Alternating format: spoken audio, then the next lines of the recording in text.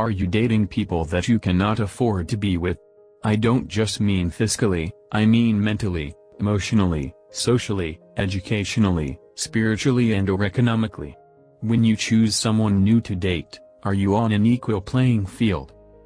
Dating on an unequal playing field is a source of frustration and can become out and out upsetting. I have coined the phrase downward dating. Downward facing dog is a traditional yoga pose that stretches and strengthens the whole body while relaxing the mind. Unlike downward dating, which only eats away at your sanity and puts you in a pile of confusion. In the end, you wind up blaming yourself for the relationship's demise. As with many of life's choices, there is no one to blame and many lessons to learn. The way your dates treat you and the opportunities that come your way are determined by your attitude, energy and your sense of self.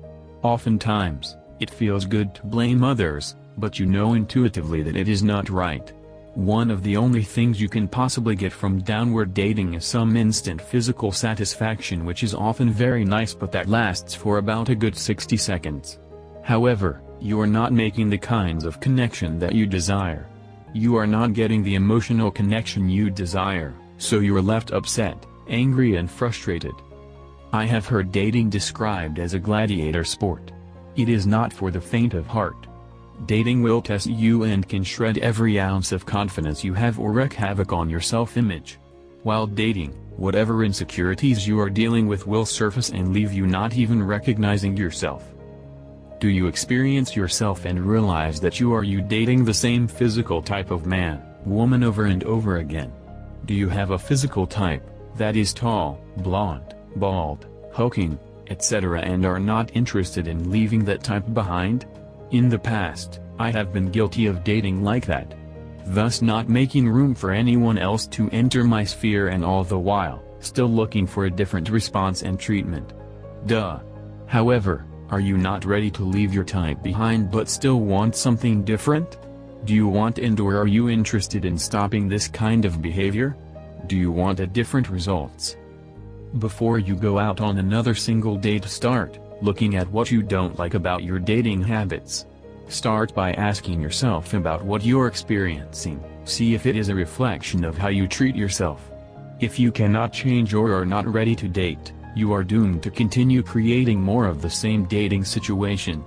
This can be said for any situation that does not work for you anymore. If you want to date differently, you have to start giving yourself something first. If you want to date better people, you have to become a better person.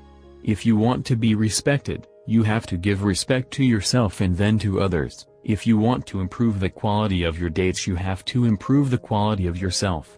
Start by asking questions: what can I contribute to my dates? What you receive from any dating situation will transform when you accept yourself. It is unfortunate but most of the recipients of downward dating love the idea of dating you. They love what you do, what you have, but they subconsciously are frightened that you may not be interested in them. They are subconsciously don't like what you are, as you represent all that they are not, and this dredges up their insecurity. Downward dating people derive pleasure from you because it gives them an opportunity to inflate their already timorous ego. They love what you represent, that you have an education and the social accoutrements or any other accolades, whether earned, learned or born with. They love that you have your own money, which is oftentimes more than theirs. On the other hand, with downward dating there is no dedication. It's just bragging, which could later be at your mental expense and discredit. Some downward dating partners are only capable of trying to break you down. The relationship is lopsided. Your partner can become spiteful, downright nasty and mean-spirited. Downward daters are for the most part only really interested in themselves and making you wrong. Their level of insecurity is very high.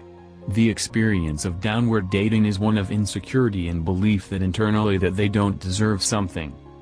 Downward daters will continue to ask questions that you can't answer in the way they want. Why are you really interested in me? Duh, you're interested in them because you like them. They cannot believe that and are extremely adamant that you're not being truthful.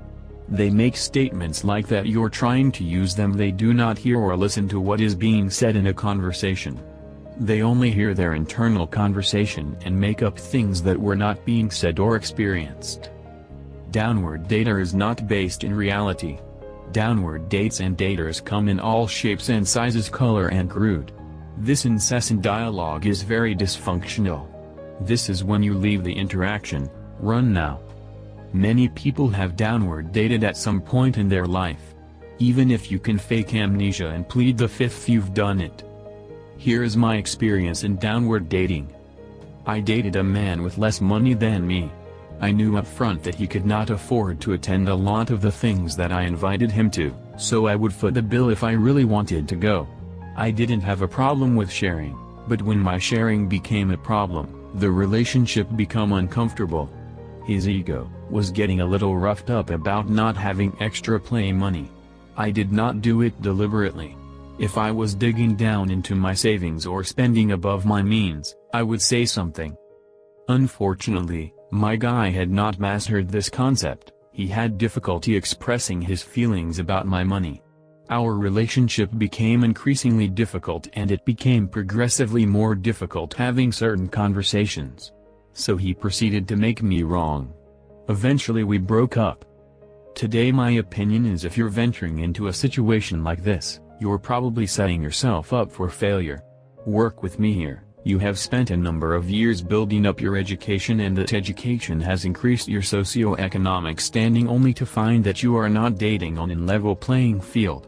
You have little in common with them, and furthermore they resent you for it. It is important to date with clarity.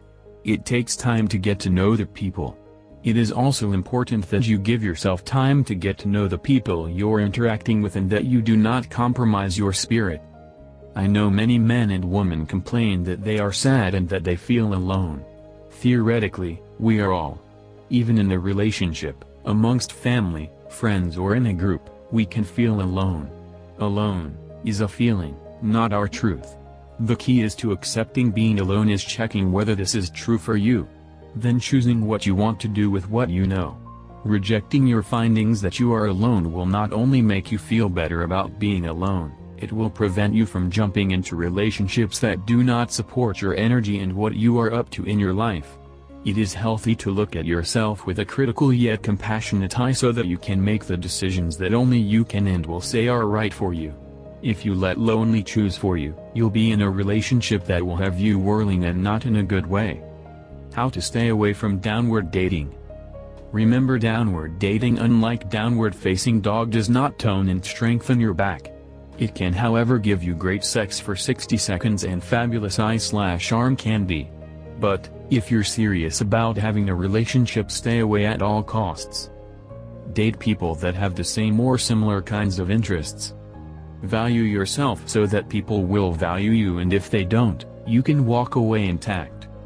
Give yourself permission to do what you desire. Date people that have interests that interest or might interest you. Take time to get to know people you date, but first take time to know yourself. Date people that have similar values by finding out and asking those questions that freak you out. Date people who value you making plans and can be honest about what they can and cannot do. Date people that are flexible, will try new things and speak up about them. Date people who can create and have with clear agreement with you. Date people who will remember your successes in the relationship, not your failures. Breakdowns are opening for breakthroughs. Life without breakdowns is no life at all. Date people and do your best, and realize that dating is a process which can have you realize your humanness. Date by expecting the best to happen, and know that your will experiences triggers from you past. Date with an open heart, or else don't date. In fact, do your life with an open heart. Improve the quality of yourself by being open to being fearless and free. Ask yourself serious, heartfelt questions, the one that makes you feel uncomfortable. Have a look at your attitude and level of gratitude. What do you like or dislike about your dating habits? Take a look. Don't judge, just investigate.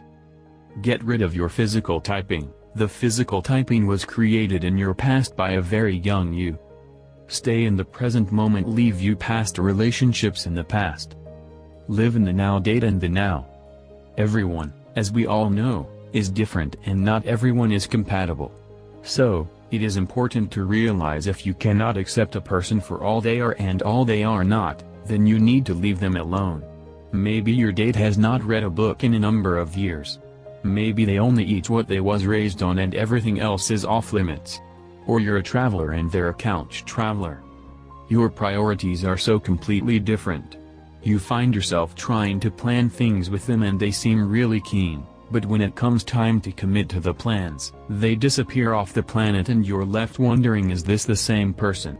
Noreen Sumter, personal life coach, works with high achievers who feel trapped in their private life and helps them build up their personal confidence and self-esteem. By helping you clear mental clutter and dissolve limiting beliefs, you can take deliberate steps, own your voice, speak your truth and have the freedom to live life your way.